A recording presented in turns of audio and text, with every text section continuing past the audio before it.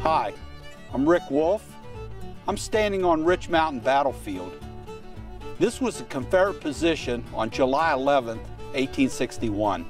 On that July day, about 310 Confederates here with one artillery piece were attacked by 1,900 Union troops under the command of General Rosecrans. They were subordinate to General George B. McClellan, who was at the foot of Rich Mountain. This battle lasted about 4 hours, and the Confederates were defeated and forced out of the area. This Battle of Rich Mountain was very important because it forced the Confederates away from the B&O Railroad, and it also set up for West Virginia statehood. I am standing in front of the Rich Mountain Battlefield Museum. It is part of the Beverly Heritage Center. This building was known as Bushrod Crawford Home, which became George B. McClellan's headquarters after the Battle of Rich Mountain. This is one of the many attractions you have in the Potomac Highlands. The Potomac Highlands region of West Virginia begins north in the eastern panhandle bordering Maryland and Virginia. The beautiful and rugged Allegheny Mountains, teeming with natural wonders, run through this country with peaks that rise over 4,000 feet. Pristine streams, wetlands, ancient forests, and an abundance of wildlife with over 1 million acres encompassed within national and state forests. The rugged beauty of the Potomac Highlands attracts outdoor enthusiasts from all over the nation. It also is a region that has a rich Civil War heritage. Significant fighting throughout the Potomac Highlands region took place during 1861, beginning with the war's first campaign conducted by Union General George B. McClellan. Following the first battle at Philippi, the Confederates retreated to defensive positions on Rich Mountain and Laurel Hill, taking control of the vital Staunton-Parkersburg Turnpike. On July 11th, McClellan's forces, under General William Rosecrans, turned the Confederates left and swept the entire Confederate force from Rich Mountain, forcing General Robert S. Garnett to abandon his then indefensible position at Laurel Hill. The Union advanced guard caught Garnett's forces at Corricks Ford, near Parsons. In a rear guard action, General Garnett became the first general killed in the Civil War. Union forces had won 3 battles, Philippi, Rich Mountain, and Corricks Ford, and gained virtually undisputed possession of northwestern Virginia and control of the B&O Railroad.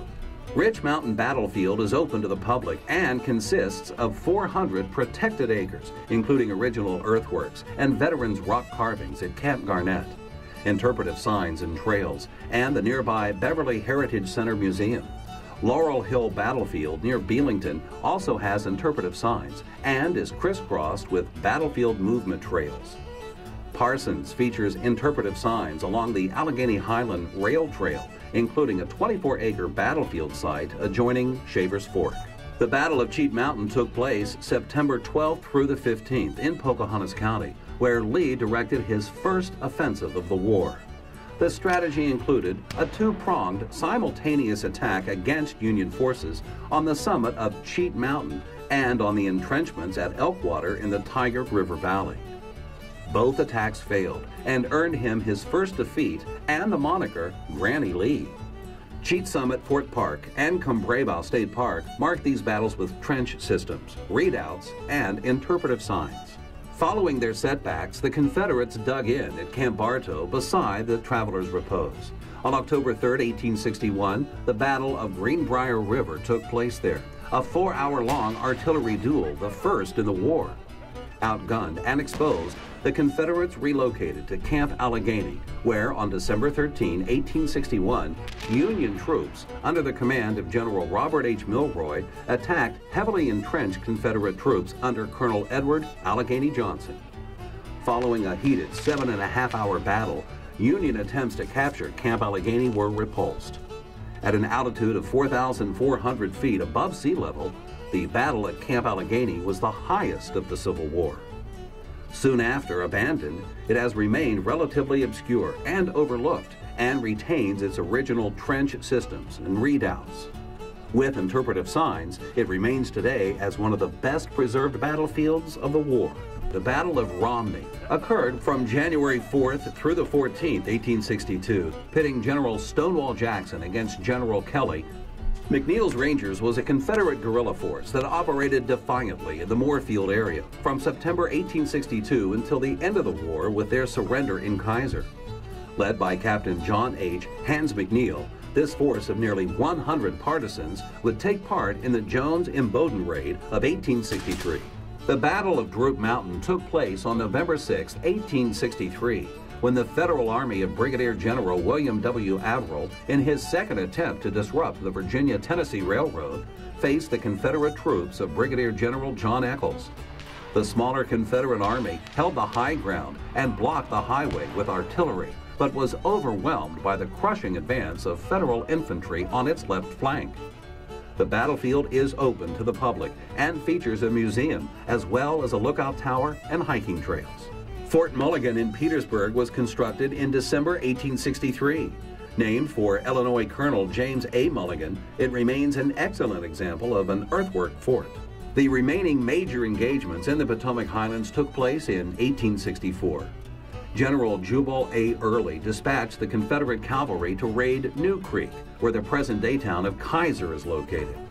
The raid was unsuccessful, and the Confederates fell back towards Moorfield. The Union cavalry, under General William W. Averell, caught up with the Confederate cavalry and planned a surprise night attack on August 7, 1864, to offset the enemy's superiority in numbers. The Battle of Oldfields was the largest cavalry battle of the war in West Virginia. The loss crippled the Confederate cavalry in West Virginia and the Shenandoah Valley for the rest of the war. The Potomac Highlands is wild, untamed, and is steeped in mountain heritage. Explore the region on the Potomac Eagle as the train winds through unspoiled valleys and mountains. Or take a ride back in time on an authentic steam locomotive, the Cass Scenic Railroad. The region also offers world-class snow skiing. You can mountain bike and enjoy walking trails on the world-famous Allegheny Trail and the Greenbrier River Trail. The Pearl S. Buck Birthplace Museum offers tours of Pulitzer Prize winner Pearl S. Buck's home, which is located in Hillsboro. For the more adventurous, climb magnificent Seneca rocks or go spelunking in Smoke Hole Caverns and Seneca Caverns. Visit the National Radio Astronomy Observatory at Green Bank, the largest steerable telescope in the world. Beautiful Blackwater Falls and Spruce Knob Mountain beckon while the beauty and nature of the Monongahela National Forest call. Some of the world's finest natural fishing locations are plentiful in this expansive area.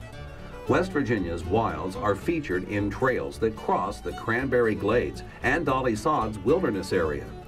The unique topography and boulder fields make Beartown State Park distinctive.